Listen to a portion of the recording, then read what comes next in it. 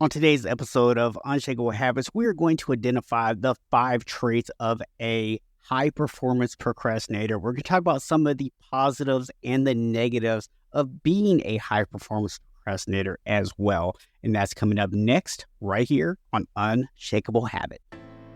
The right habits can help you have it all. More time, better health, improved relationships, and less stress. But most people lack the tools to stick with those habits long enough to see results. That is about to change. Welcome to Unshakable Habits with your host, Stephen Box. It's time to take your habits from unsustainable to unshakable.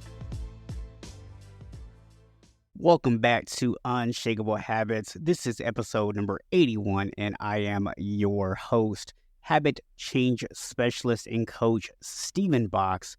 And guys, today we are talking all about high performance procrastination. And I want to just put this out front for you guys. There's not going to be any judgment in this today if you see yourself in any of these traits, because I myself am a recovering high performance procrastinator. For pretty much most of my life, I was very good at waiting until the last minute to do things. Still getting by, still getting praise from people. For years, I prided myself on my ability to shoot off the cuff and not have to plan everything out.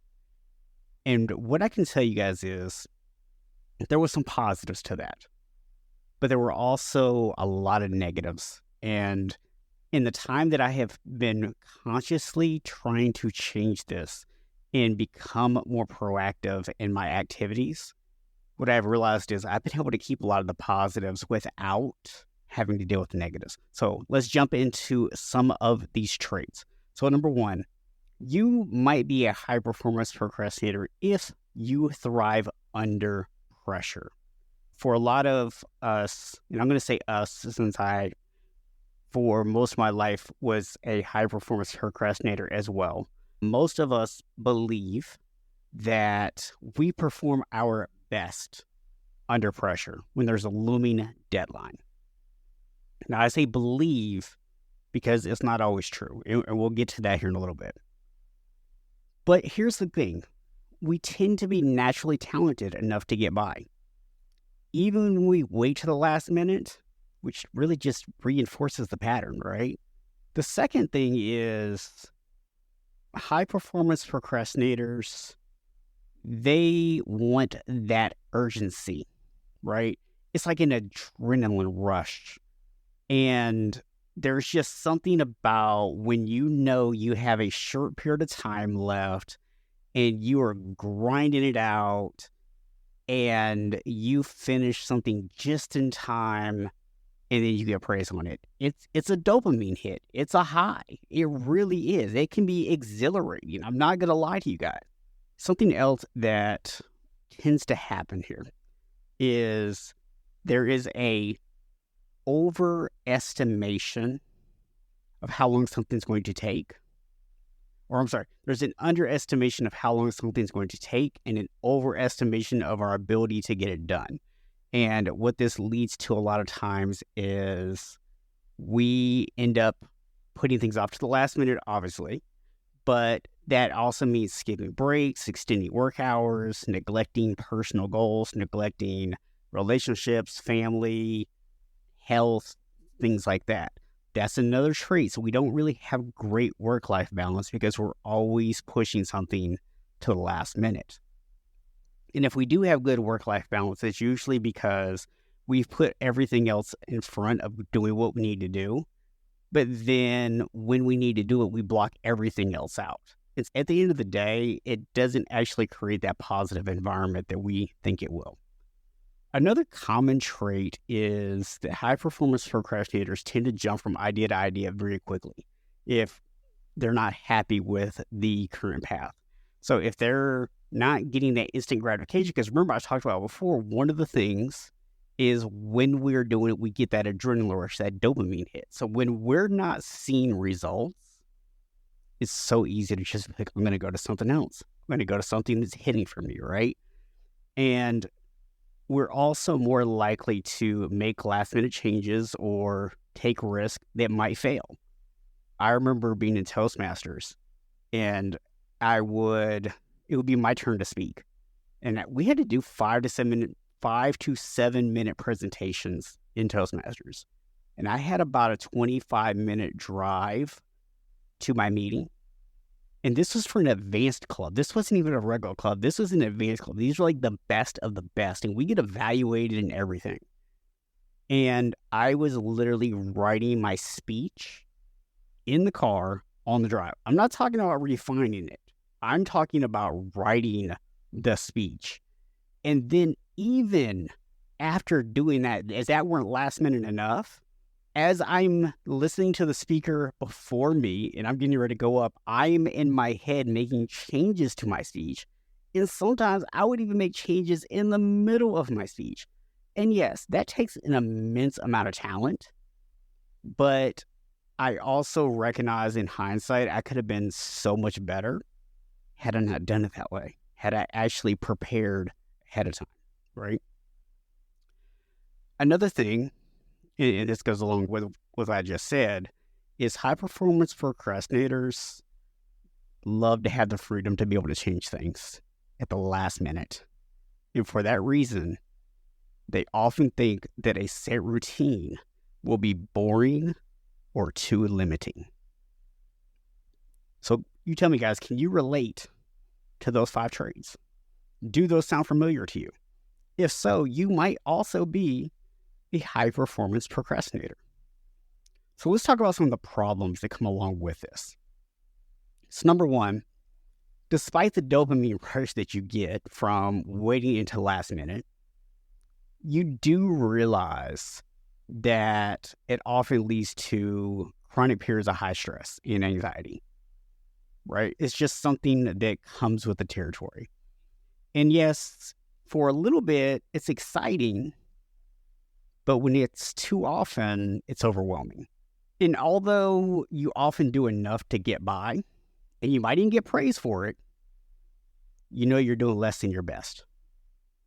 And when we're doing less than our best, it holds us back.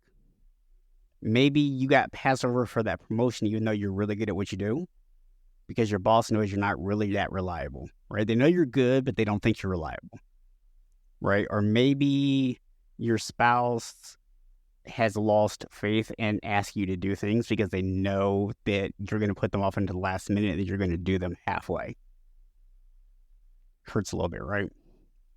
And listen, again, no judgment. This was me, guys. I would also be willing to bet that at least once in the last few months, you found yourself on the verge of burnout due to the constant cycle of procrastination and high pressure work. That was me multiple times. I've been there. Others may see you as unreliable, like I was just talking about, which can strain both your personal and professional relationships. And then the other thing is a lot of high performance procrastinators, they do tend to focus their efforts in one place. A lot of them may be successful in their careers. For a lot of high performance procrastinators, that's our areas of focus, is work. We're successful in careers, but we often struggle with our personal and health goals. Now, let's talk about some things that maybe you've tried here. Number one is creating fake deadlines. But let's be honest, they're easy to push back. You've probably tried different time management tools and systems, but they feel too restrictive. Because remember, high-performance procrastinators love flexibility and freedom. You probably tried breaking tasks into smaller steps, but you struggle with the consistency required. Because the reality is, as a high-performance procrastinator, you are accustomed to taking large pieces of work, doing them in a shortened period of time at an extremely fast pace. When you are given small tasks, it feels way too easy and it will enhance the procrastination, not eliminate it. And then finally, you probably tried managing your stress using mindfulness or meditation or things like that, but you find it very difficult to quiet your mind because you're busy thinking about all the stuff that you need to do. And it feels like you always have a never-ending to-do list. Now, if this is you, Don't worry. Because the good news is I've been there and I can help. For years, I was a high-performance procrastinator. And it wasn't until I discovered the power of creating structured flexibility that I began to create balance and success in my own life. And when I talk about structured flexibility, it's really the best of both worlds. It allows me to have structure in my day, but it still allows me to have that flexibility that I crave. And listen, I've been coaching people since 2010. And I've helped a lot of people in that time learn to stop procrastinating and build daily habits and routines to create lasting changes in the areas that matter most.